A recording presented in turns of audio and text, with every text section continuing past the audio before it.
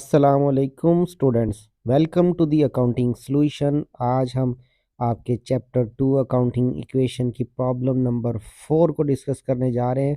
आज हम problem number 4 solve करेंगे। पीछे वाले हम 3 क्वेश्चंस ऑलरेडी कर चुके हैं।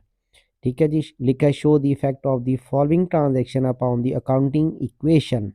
हमने ये ट्रांजैक्शंस के जो इफेक्ट हैं इनको अकाउंटिंग इक्वेशन में राइट अप करना है। Mister Babar invested ₹110,000 in cash. जी, मिस्टर बाबर ने बिजनेस स्टार्ट किया है 1,10,000 रुपये से। तो सबसे पहले फॉर्मूला देखिएगा, लिखा है मिस्टर बाबर, नाम लिखा है, अकाउंटिंग इक्वेशन लिखा हुआ है और फॉर दी मंथ ऑफ जो भी डेट होगी आप यहाँ पे लिखेंगे। और दूसरी तरफ अकाउंटिंग इक्वेशन का फॉर्मूला आपको ऊपर भी लिख के दे दिया गया है, आपने इसको लाजमी देखना है, जिसमें assets is equal to liabilities plus owners equity. अच्छा जी, स्टार्ट करते हैं। सबसे पहले नंबर 1 वाली ट्रांजैक्शन को रीड करेंगे। लिखा है mister Babar invested 110,000 in cash. अच्छा जी, नंबर 1 यहाँ पे लिख देंगे, जो भी नंबर वहाँ नंबरिंग दी हो क्वेश्चन के अंदर वही लिखनी है आपने। तो कैश से बिजनेस को स्टार्ट किया है तो यहाँ 1,10,000 रुपये कैश आ जाएगा। ठीक है। और दूसरी तरफ ऑनर इक्विटी में 1,10,000 रुपये हमारे आ जाएंगे। ठीक है जी, बिजनेस कैश से स्टार्ट किया है, ऑनर इक्विटी में पैसा चला गया और कैश में पैसे आ गए 1,10,000 रुपये।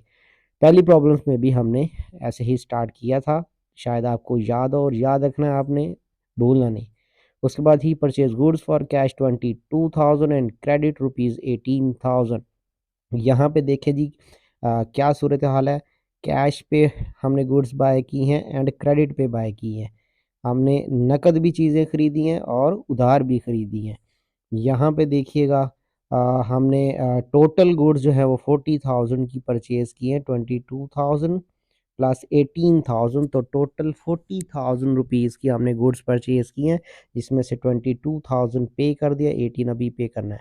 तो यहाँ पे गुड्स का हेड ओपन करेंगे, गुड्स भी हमारी एसेट्स हैं, तो यहाँ पे टोटल गुड्स हमने 40,000 की परचेज़ की हैं। यहाँ जी गुड्स लिख दी हमने 40,000 रुपये की। अच्छा जी, अब इस 40,000 रुपये में से आपने 22,000 रुपये पे कर दिए और 18,000 रुपये अभी पे करने हैं आपने। ठीक है, 22,000 रुपये कैश की सूरत में पे किया, तो कैश में से हम क्या करेंगे, 22,000 रुपये लेस कर देंगे, क्योंकि हमारे पास पहले जो कैश था वो 1,10,000 था। इसमें से ये 22,000 रुपया हमने माइनस करना है, क्योंकि हमने गुड्स परचेज़ की हैं और उसके लिए पेमेंट कर दिया है। लेकिन अभी 18,000 रुपये अभी हमने पे नहीं किया, वो करना है। और जिसको 18,000 रुपये हमने पे करना है वो हमारे क्या हैं, क्रेडिटर्स होते हैं। और क्रेडिटर्स हमारी लायबिलिटी साइड पे आते हैं, लायबिलिटी होते हैं। इनको हमने पेमेंट करनी होती है। यहाँ पे हम लिख देंगे 18,000 रुपये, 18,000। टोटल 40,000 की गुड्स थी, उसमें से 22,000 हमने कैश में पे कर दिया है, 18,000 अभी हमने पे करना है। ठीक है, ये क्रेडिटर्स हमारे 18,000 के आ चुके हैं। ऑनर इक्विटी इससे इफेक्ट हमारी नहीं होगी, ऑनर इक्विटी में same as it is balance आ जाएगा। बाकी बैलेंस देखते हैं, रिमेनिंग बैलेंस हमारे पास क्या है। कैश में हमारे पास 1,10,000 में से हमने क्या करना है, 22,000 रुपये लेस करने, क्योंकि कैश में कमी आ चुकी है। हमने गुड्स परचेज़ की हैं, पहले कैश 1,10,000 हमारे पास बैलेंस था, उसमें से हमने 22,000 रुपये की गुड्स परचेज़ की, तो बाकी 88,000 रुपये, 88,000 कैश रिमेनिंग है। गुड्स हमारे पास 40,000 की अवेलेबल हैं। ठीक है। और दूसरी तरफ देखें तो क्रेडिटर्स को हमने 18,000 रुपये अभी पे करने हैं। ओके हो गया। और हमारे पास ऑनर इक्विटी में 1,10,000 रुपये है। ठीक है, आप ये टोटल करें, 18,000 जमा 1,10,000 रुपये, तो टोटल 1,28,000 रुपये हो जाएंगे लाइबिलिटीज़ एंड ऑनर इक्विटी के। और एसेट साइड पे अगर आप देखें तो उधर भी 1,28,000 ही हो रहे हैं। ठीक है, ये 88 और 40। तो नंबर 3 पर देखते हैं हमारे पास ट्रांजैक्शन में क्या लिखा है। He made additional investment in cash ₹20,000। मज़ीद बिजनेस में पैसा और लगा दिया। यहाँ पे हम कैश फिर ऐड करेंगे, कैश 20,000 कैश यहाँ पे ऐड कर देंगे। बिजनेस स्टार्ट किया हमने, स्टॉक को, गुड्स को इससे कोई फ़र्क नहीं पड़ेगा। ऑनर इक्विटी में भी 20,000 ऐड हो जाएगा, ऑनर इक्विटी बढ़ जाएगी, मज़ीद इन्वेस्टमेंट बिजनेस में की है, ठीक है। और ये हमारे पास 20,000 ऑनर इक्विटी में आ गया और कैश में आ गया, ठीक है। अब इसके बाद बैलेंस निकालना है, हमारे पास बैलेंस की क्या सूरत हाल है। कैश हमारे पास 88,000 है, उसमें 20,000 कैश और आ गया बिजनेस के अंदर, तो बाकी हमारे पास 1,08,000 रुपये कैश अब मौजूद है। 108,000 कैश एंड 40,000 गुड्स अवेलेबल हमारे पास है, ठीक है जी। 40,000 की गुड्स है, ओके। इधर हमने 18,000 रुपये यानी 18,000 क्रेडिटर का पे करना है, एंड हमारे पास टोटल इक्विटी 130,000 की, 1,30,000 रुपये की टोटल इक्विटी हो गई, ठीक है। यहाँ पे हमारे पास क्रेडिटर 18 के, यहाँ पे एसेट का अगर आप जमा करें तो 1,48,000 रुपये के टोटल एसेट्स है। नंबर 4 की ट्रांजैक्शन अगर आप देखें, नंबर 4 में कैश पेड टू क्रेडिटर ₹10,000। अब 10,000 रुपये क्रेडिटर को पे कर दिए, हमने पे कितने करने थे, 18,000 रुपये हमने क्रेडिटर के देने थे, इसमें से हमने 10,000 रुपये क्रेडिटर को दे दिए हैं, ठीक है। तो यानी बाकी हमारे 8,000 रुपये अभी भी क्रेडिटर को पे करने वाले हैं। यहाँ पे कैश में से हमने ये 10,000 रुपये दिए, तो कैश में से हम 10,000 रुपये ये माइनस कर देंगे, 10,000 लेस फ्रॉम 108,000। रिमेनिंग बैलेंस हमारे पास क्रेडिटर को जो पेएबल है वो 8,000 है, यानी 18 में से 10,000 रुपये दे दिए और बाकी 8,000 रुपये अभी आपने क्रेडिटर को पे करने हैं। और ऑनर इक्विटी में यहाँ डैश लगा देंगे, कोई इफेक्ट नहीं हुआ था, इसका टोटल ऐसे ही नीचे 1,30,000 रुपये आ जाएगा, ठीक है।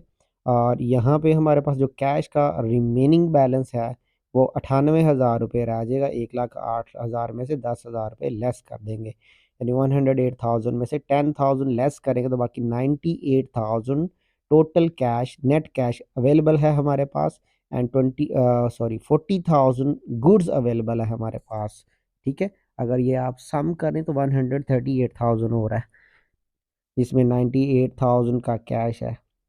ऑन दी अदर हैंड ये देखें, ये भी सम करें अगर आप, लायबिलिटी एंड ओनर इक्विटी, इधर भी 138,000 हो जाएगा, एंड लेफ्ट साइड पे भी एसेट्स का भी 138,000। नंबर 5 की ट्रांजैक्शन हम देखते हैं। नंबर 5 में क्या लिखा है, he purchase refrigerator for personal use ₹15,000। अच्छा जी, क्या किया जी, पर्सनल यूज़ के लिए जो बिज़नेस का ओनर है मिस्टर बाबर है, उसने बिज़नेस से पैसे निकाल लिए हैं 15,000, और उन पैसों से क्या किया, अपने ज़ाती इस्तेमाल के लिए घर के लिए एक फ्रिज ख़रीद ली है, रेफ्रिजरेटर ख़रीद लिया है। ये रेफ्रिजरेटर बिज़नेस के अंदर नहीं आया, ये रेफ्रिजरेटर पर्सनल यूज़ के लिए ओनर के यानी मिस्टर बाबर के घर गया।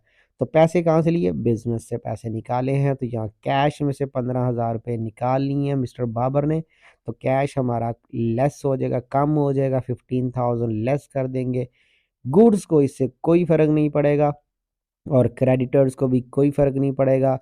ओनर इक्विटी कम कर देंगे, ये ओनर का पैसा था, इन्वेस्टमेंट थी, उसमें से 15,000 जो था वो पर्सनल यूज़ के लिए ले लिया ओनर ने, ठीक है। ये पर्सनल यूज़ के लिए 15,000 था जो हमने क्या किया, लेस किया है कैश से और ओनर इक्विटी में से। रिमेनिंग बैलेंस में देखिए, हमारे पास जो कैश रिमेनिंग कैश अवेलेबल है 98,000 लेस 15,000 करेंगे, ठीक है। 98,000 लेस 15,000 तो 83,000 रिमेनिंग कैश एंड 40,000 की गुड्स अवेलेबल है आपके पास। क्रेडिटर्स को देखें तो क्रेडिटर के 8,000 पेएबल हैं, अदा करने अभी तक 8,000 रुपये क्रेडिटर का देना है, और आपने 1,15,000 रुपये की आपकी ऑनर्स इक्विटी है। अगर आप जमा करें ये 1,15,000 और 8,000 रुपये तो आपके पास 1,23,000 रुपये बनेंगे, और एसेट्स का भी ये जमा करने 40,000 और 83,000 रुपये, तो ये भी 1,23,000 रुपये है।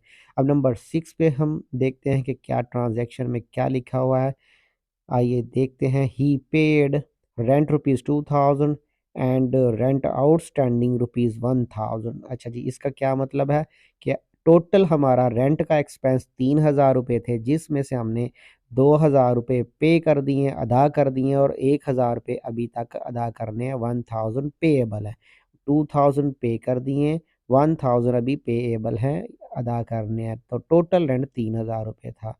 ओके, ये रेंट आउटस्टैंडिंग 1000 एंड 2000 पेड। आइए इसको लिखते हैं, 2000 रुपये हमने पे कर दिया है और 1000 रुपये अभी पे करना है। तो टोटल खर्चा याद रखना, आपका एक्सपेंस टोटल 3000 है, जो कि ऑनर इक्विटी में से हमने माइनस करना है सबसे पहले। यहाँ पे 3000 हमने ऑनर इक्विटी में से लेस कर देना है।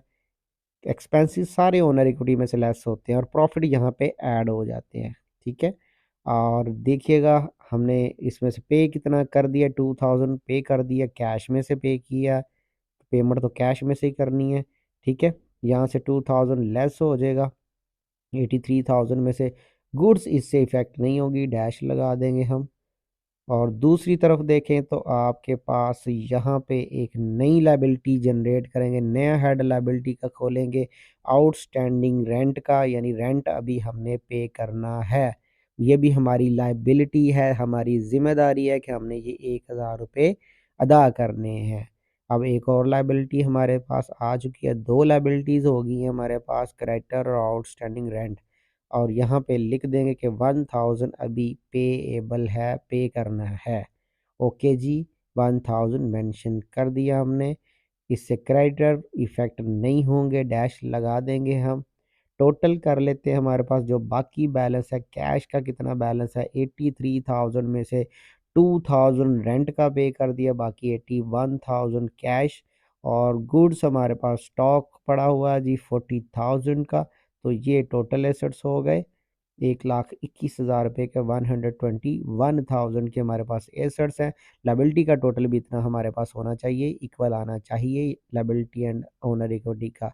8,000 रुपये क्रेडिटर, 1,000 रुपये आउटस्टैंडिंग रेंट है हमारे पास, और 1,12,000 रुपये बाकी बचेंगे हमारे पास। एक 15 में से 3 निकाल देते हैं, तो ओनर इक्विटी में 1,12,000 रुपये बैलेंस आएगा हमारे पास।